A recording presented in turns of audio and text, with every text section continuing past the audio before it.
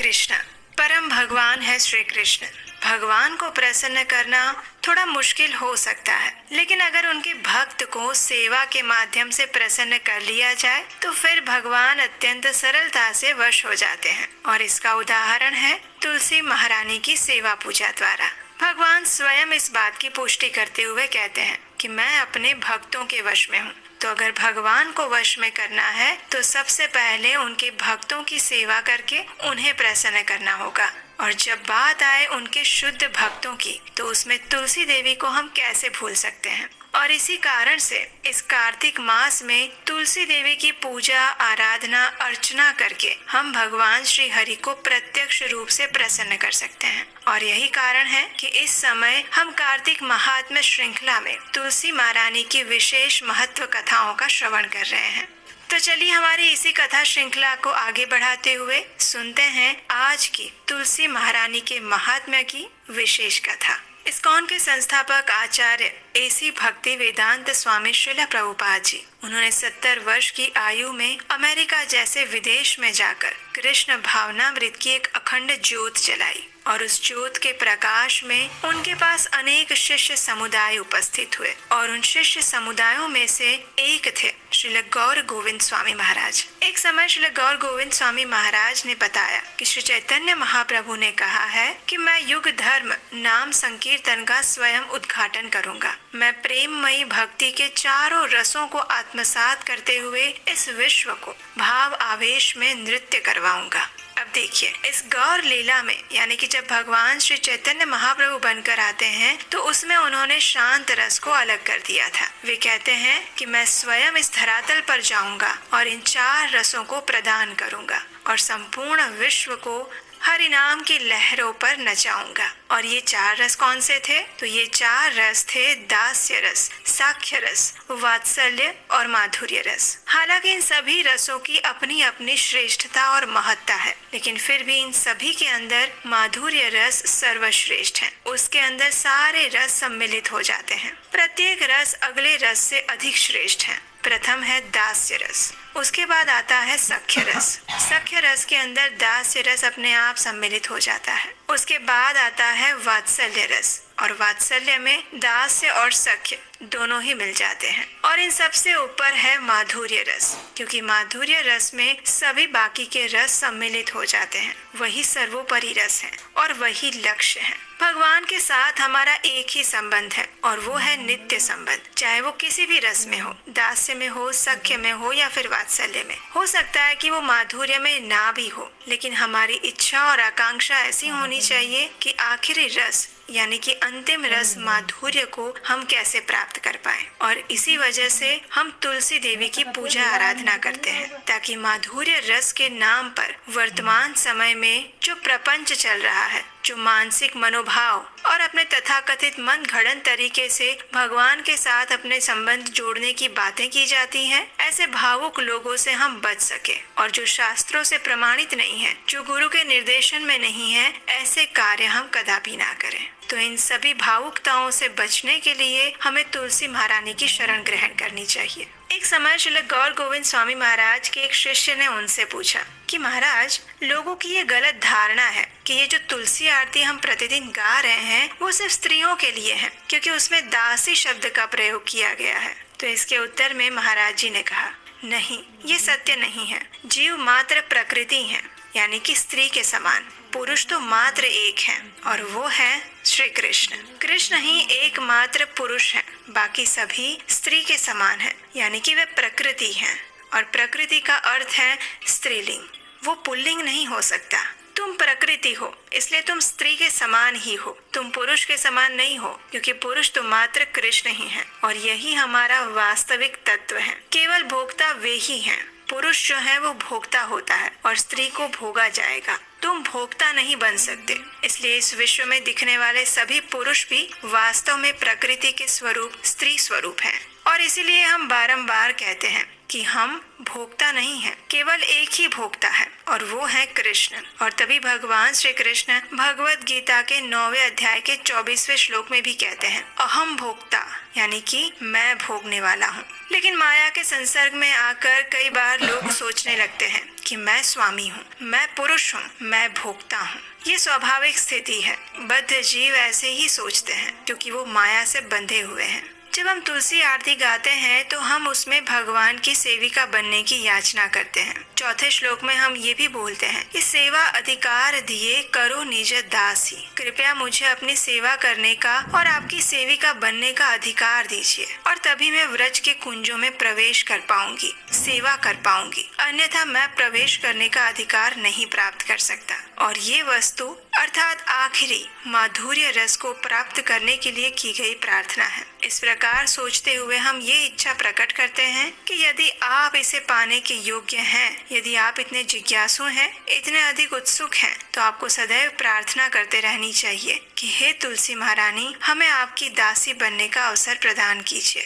अगर तुलसी देवी आपकी अभिलाषा पूर्ण कर देती हैं, तो आपका रस भी बदल जाएगा, यानी आप चाहे जिस किसी भी रस में हो, दास्य, सख्य या वात्सल्य, लेकिन अंत में वो माधुर्य में परिणित हो जाएगा। भगवान के साथ हम अपने संबंध को विविध रसों के माध्यम से जोड़ सकते हैं, लेकिन ये कार्य हमारे लिए आसान बिल्कुल नहीं है क्योंकि हम नित्य बद्ध अवस्था में हैं और इस स्थिति में हम अपने लिए श्रेष्ठ कर और श्रेयकर वस्तु को नहीं चुन सकते। और वहीं पर भगवान श्री कृष्ण हमारे ऊपर कृपा करके हमें गुरु भेजते हैं। एक प्रामाणिक आध्यात्मिक गुरु के मार्गदर्शन में रहकर ही मनुष्य को भक्ति करनी चाहिए, अन्यथा भगवान के साथ संबंध और इन रसों की बातों में भावुकता आने के बहुत ज्यादा विकल्प रहते हैं। और इसीलिए प्रयास करना चाहिए कि श्रील प्रभुपाद की पुस्तकें अधिक से अधिक पढ़ें, उनके प्रवचन अधिक से अधिक सुने और उनमें बताए गए तत्व ज्ञान को समझने का प्रयास करें, क्योंकि हम अपनी मर्यादित बुद्धि से न तो भगवान से कोई संबंध स्थापित कर सकते हैं और न ही किसी रस का चयन कर सकते हैं। तो इसलिए इन उच्च स्तरीय बातों को अपने हृदय में धारण करके सदैव वरिष्ठ वैष्णव या प्रामाणिक आध्यात्मिक गुरु के मार्गदर्शन में ही उसे समझने का प्रयास करना चाहिए। अन्यथा हम भगवान श्री कृष्ण और राधा रानी के प्रति अपराध कर देते हैं। उससे हमारी भक्ति में प्रगति होने के बजाय हम भक्ति में पीछे हट जाते हैं। और तभी आपने कई बार सुना होगा और देखा होगा कि कुछ लोग शुरुआत में भक्ति में तीव्रता से आगे बढ़ते हैं, लेकिन कुछ समय बाद उनके अंदर ऐसा अवरोध आ जाता है, उनके जीवन में ऐसे बाधाएं आ जाती हैं कि वे चाहकर भी भक्ति मार्ग में आगे नहीं बढ़ पाते। तो इसलिए इन अपराधों से सदैव बचकर रहना चाहिए। भगवान के प्रति किए गए अपराध भगवान फिर भी क्षमा कर देते हैं, लेकिन उनके भक्तों के प्रति किए गए अपराध को भगवान कभी भी क्षमा नहीं करते। और राधा रानी और तुलसी महारानी उनकी सबसे प्रिय भक्त हैं। तो इसलिए भक्ति यात्रा के इस शुरुआती तबक्के में हमें प्रयास करना चाहिए कि हम अपने आप को राधा रानी, तुलसी महारानी और समस्त वैष्णव जनों का तुच्छ से तुच्छ सेवक समझकर उनकी नित्य सेवा में संलग्न होने का प्रयास करें और भगवान से यही अभिलाषा प्रकट करें। गुरु के निर्देशन में ये करने से भी हमारा जीवन सफल हो जाएगा, क्योंकि एक प्रामाणिक और आध्यात्मिक गुरु हमें श्री कृष्ण के पास लेकर जा सकते हैं। तो ये थी आज की कार्तिक महात्म्य विशेष तुलसी महारानी की विशेष पौराणिक कथा। अगर आपको आज की ये वीडियो अच्छी लगी है, उसमें अगर लगा है आपको कि इसमें आपको प्रमाणभूत जानकारी मिली है, कुछ नया सीखने को मिला है, तो हमें कमेंट करके जरूर बताइएगा और इस वीडियो को लाइक करना मत भूलिएगा। आपके एक लाइक करने से ये वीडियो अधिक लोगों तक अपने आप पहुंच सकता है। अपने मित्रों को भी शेयर कीजिए और ऐसी कथाओं को सुनते रहने के लिए याद से अभी तक नहीं किया है तो चैनल सब्सक्राइब कर लीजिए, नोटिफिकेशन ऑन कर लीजिए, बेल आइकन दबा दीजिए और हम आपसे ऐसे ही मिलते रहेंगे कार्तिक मास की इन शुभ और मंगलमय कथाओं के साथ। तो आइए अब हम इस पवित्र कार्तिक मास में तुलसी देवी की आरती करते हैं। प्रतिदिन तुलसी देवी की पूजा करते हुए इस तुलसी आरती का स्तवन, पठन और श्रवण करना चाहिए। तो आइए अब हम उसी तुलसी आरती का श्रवण करते हैं। नमो नमः तुलसी कृष्ण प्रेयसी, नमो नमः राधा कृष्ण सेवा पवो, एई अभिलाषी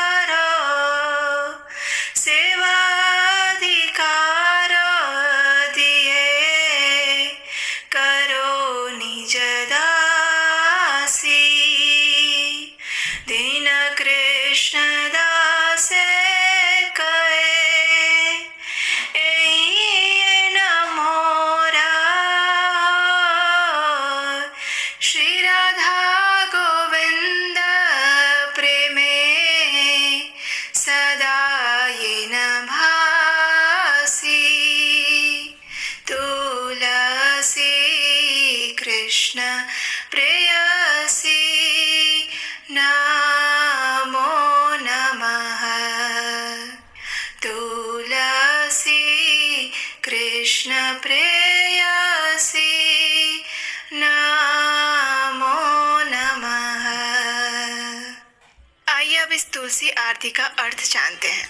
इसका अर्थ और अनुवाद इस प्रकार है। भगवान श्री कृष्ण की प्रियतमा हे तुलसी देवी, मैं आपको बारंबार प्रणाम करती हूँ। मेरी एकमात्र इच्छा है कि मैं श्री राधा कृष्ण की प्रेममयी सेवा प्राप्त कर सकूं। जो कोई भी आपकी शरण लेता है उसकी कामनाएं पूर्ण हो जाती है। उस पर आप अपनी कृपा बरसाती हैं और उसे वृंदावन वासी बना देती हैं। मेरी एकमात्र यही अभिलाषा है कि आप मुझे भी वृंदावन के कुंजों में निवास करने की अनुमति दें, जिससे मैं युगल श्री राधा कृष्ण की सुंदर लीलाओं का सदैव दर्शन कर सकूं। आपके चरणों में मेरा यही निवेदन है कि मुझे किसी भी व्रज गोपी की अनुचरी बना दीजिए और सेवा का अधिकार देकर मुझे आपकी निज दासी बनने का अवसर प्रदान कीजिए। अति दीन कृष्ण दास आपसे यही प्रार्थना करता है कि मैं सदा सर्वदा श्री श्री राधा गोविंद के प्रेम में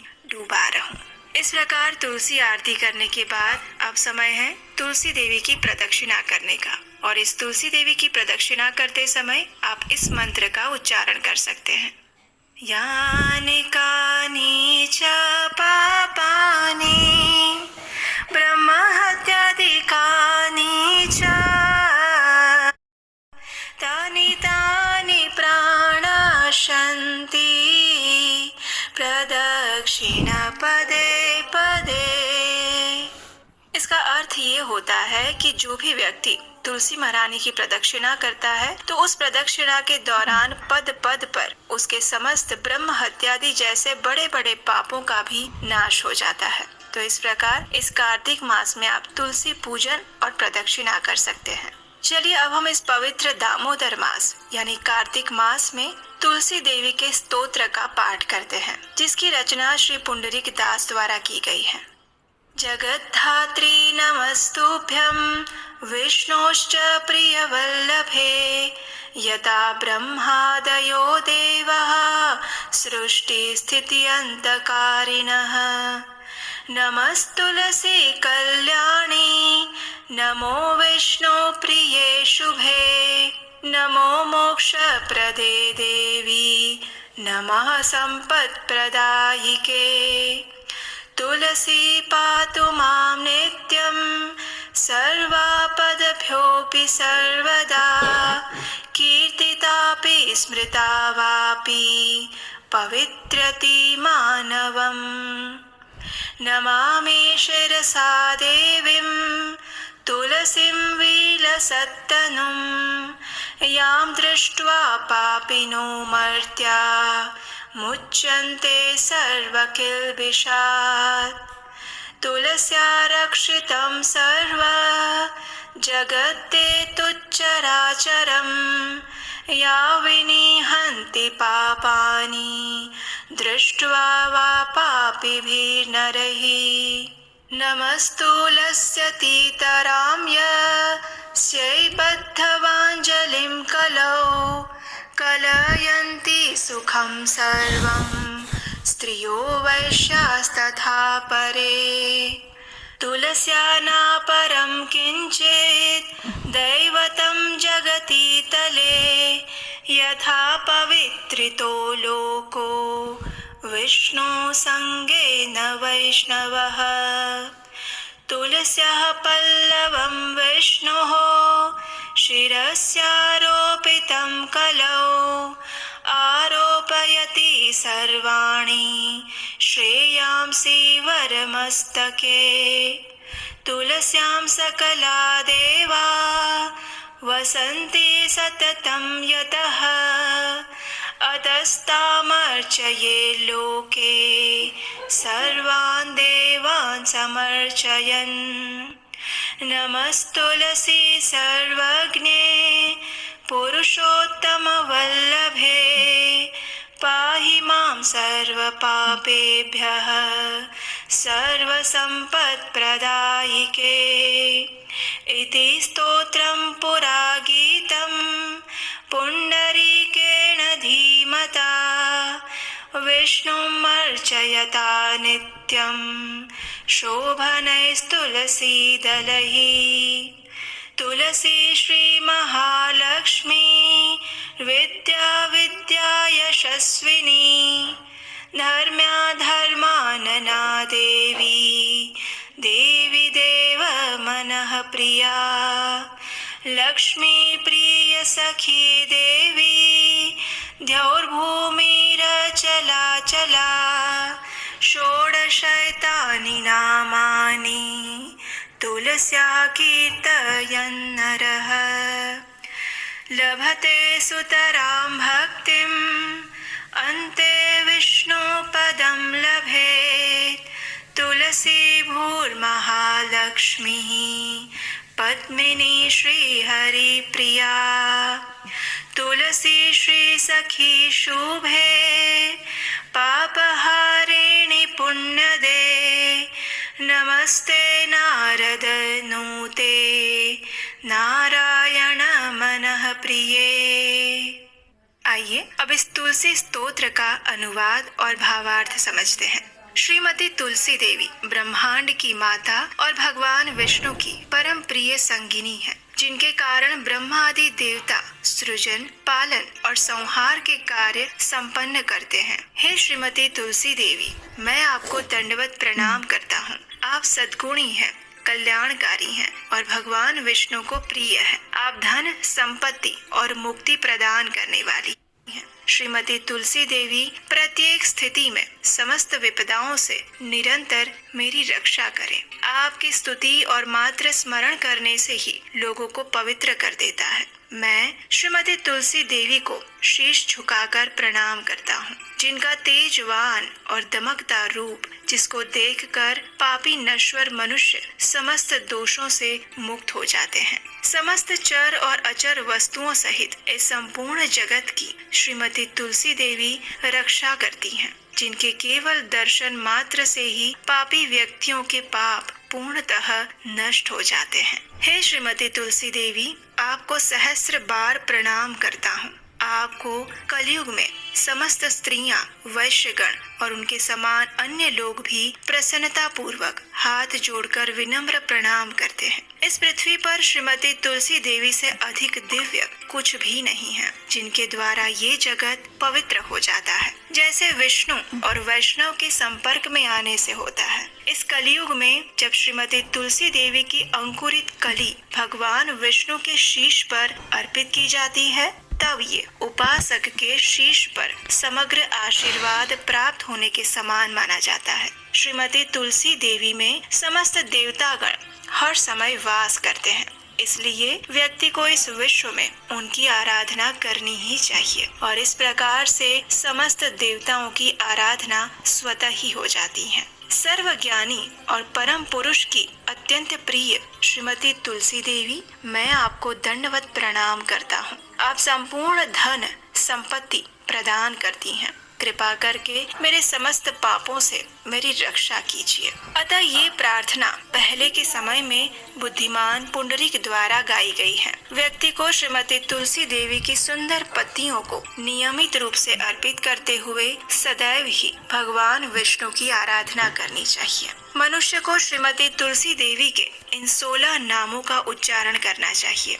तुलसी, श्री, महालक्ष्मी, विद्या, अविद्या, यशस्विनी, धर्मया, धर्मानना, वृंदा, देवी देव मनः प्रिया, लक्ष्मी प्रिय सखी, देवी द्यौ, भूमि, अचला और चला। वह और अधिक निष्ठा और भक्ति प्राप्त करता है और अंत में भगवान विष्णु के धाम को प्राप्त करता है। श्रीमती तुलसी देवी भूमि, महालक्ष्मी, पद्मिनी तथा श्री हरि प्रिया के नाम से भी जानी जाती हैं।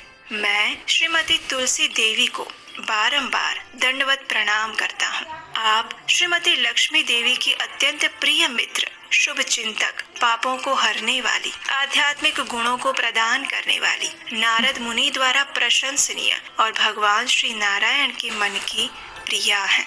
इस प्रकार प्रतिदिन इस कार्तिक मास में इस तुलसी स्तोत्र का पठन और श्रवण करना अत्यंत पुण्यशाली माना गया है। तो आइए इस परम मंगलमय कार्तिक मास में अब हम तुलसी अष्टकम का पाठ करते हैं। इस अष्टकम का वर्णन हमें ब्रह्म वैवर्त पुराण में श्रीमती तुलसी देवी भूमि, महालक्ष्मी, पद्मिनी तथा श्री हरि प्रिया के नाम से भी जानी जाती हैं। मैं श्रीमती तुलसी देवी को बारंबार दंडवत प्रणाम करता हूँ। आप श्रीमती लक्ष्मी देवी की अत्यंत प्रिय मित्र, शुभ चिंतक, पापों को हरने वाली, आध्यात्मिक गुणों को प्रदान करने वाली, नारद मुनि द्वारा प्रशंसनीय और भगवान श्री नारायण के मन की प्रिया हैं। इस प्रकार प्रतिदिन इस कार्तिक मास में इस तुलसी स्तोत्र का पठन और श्रवण करना अत्यंत पुण्यशाली माना गया है। तो आइए इस परम मंगलमय कार्तिक मास में अब हम तुलसी अष्टकम का पाठ करते हैं। इस अष्टकम का वर्णन हमें ब्रह्म वैवर्त पुराण में मिलता है। एक समय जब तुलसी देवी भगवान से रुष्ट होकर अंतर्धान हो गई थी, उस समय भगवान उनके विरह में आतुर होकर वृंदावन चले गए और उन्होंने वहाँ पर तुलसी देवी की पूजा और स्तुति की। और उस समय उन्होंने जिस मंत्र और स्तोत्र की रचना की थी वो स्तोत्र इस प्रकार है। श्री भगवानुवाच वृन्दारूपाश्च वृक्षाश्च यदैकत्र भवन्ति च विदुर्बुधास्तेन वृन्दां मत्प्रियां तां भजाम्यहम्। पुरा बभूव या देवी त्वादौ वृन्दावने वने तेन वृन्दावनी ख्याता सौभाग्यां तं भजाम्यहम्। असंख्येषु च विश्वेषु पूजिताया निरन्तरं तेन विश्वपूजिताख्यां जगत्पूज्यां भजाम्यहम्। असंख्यानि च विश्वानि पवित्राणि यया सदा तां विश्वपावनीं देवीं वीरहेण स्मराम्यहम्।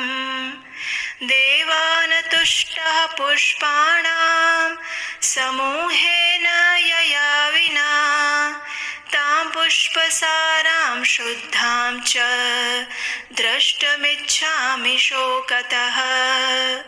विश्वे यत्प्राप्तिमात्रेण भक्तानन्दो भवेत् ध्रुवम्। नन्दिनी तेन विख्याता सा प्रीता भवता धीमे। यस्या देव्यास्तुला नास्ति विश्वेषु निखिलेषु च तुलसी तेन विख्यातां यामि शरणं प्रियाम्। कृष्ण जीवन रूपाया शश्वत्प्रियतमा सती विदुर्बुधास्तेन वृन्दां मत्प्रियां तां भजाम्यहम्। पुरा बभूव या देवी त्वादौ वृन्दावने वने तेन वृन्दावनी ख्याता सौभाग्यां तं भजाम्यहम्। असंख्येषु च विश्वेषु पूजिताया निरन्तरं तेन विश्वपूजिताख्यां जगत्पूज्यां भजाम्यहम्। असंख्यानि च विश्वानि पवित्राणि यया सदा तां विश्वपावनीं देवीं वीरहेण स्मराम्यहम्। देवानतुष्टः पुष्पाणां समूहेन यया विना तां पुष्पसारां शुद्धां च द्रष्टुमिच्छामि शोकतः। विश्वे यत्प्राप्तिमात्रेण भक्तानन्दो भवेत् ध्रुवम्। नन्दिनी तेन विख्याता सा प्रीता भवता धीमे। यस्या देव्यास्तुला नास्ति विश्वेषु निखिलेषु च तुलसी तेन विख्यातां यामि शरणं प्रियाम्। कृष्ण जीवन रूपाया शाश्वत प्रियतमा सती तेन कृष्ण जीवनीति मम रक्षतु जीवनम मम रक्षतु जीवनम। आइए अब हम इस तुलसी अष्टकम का अर्थ जानते हैं।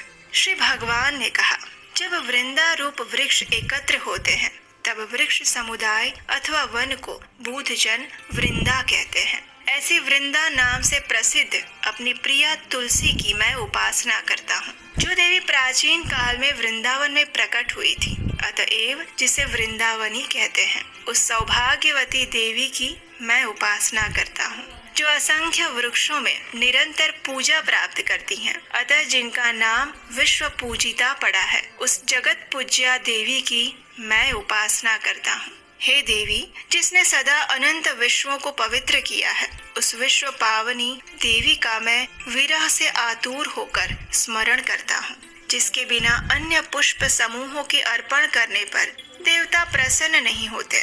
ऐसी पुष्प सारा, पुष्पों में सार भूता शुद्ध स्वरूपिणी तुलसी देवी का मैं शोक से व्याकुल होकर दर्शन करना चाहता हूँ। संसार में जिसकी प्राप्ति मात्र से भक्त परम आनंदित हो जाता है, इसलिए नंदिनी नाम से जिसकी प्रसिद्धि है, वे भगवती तुलसी देवी अब मुझ पर प्रसन्न हो जाए। जिस देवी की अखिल विश्व में कहीं तुलना नहीं है, अतएव जो तुलसी कहलाती है, उस अपनी प्रिया की मैं शरण ग्रहण कर रहा हूँ। वह साध्वी तुलसी वृंदा रूप से भगवान श्री कृष्ण की जीवन स्वरूपा है और उनकी सदा प्रियतमा होने से कृष्ण जीवनी नाम से विख्यात है।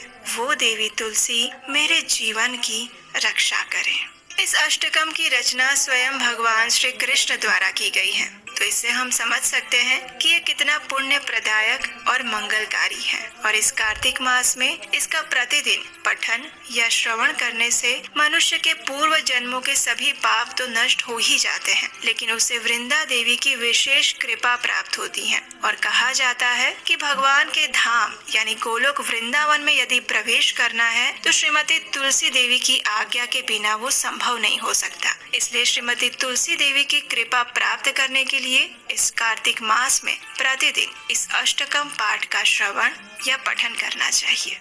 हरे कृष्णा।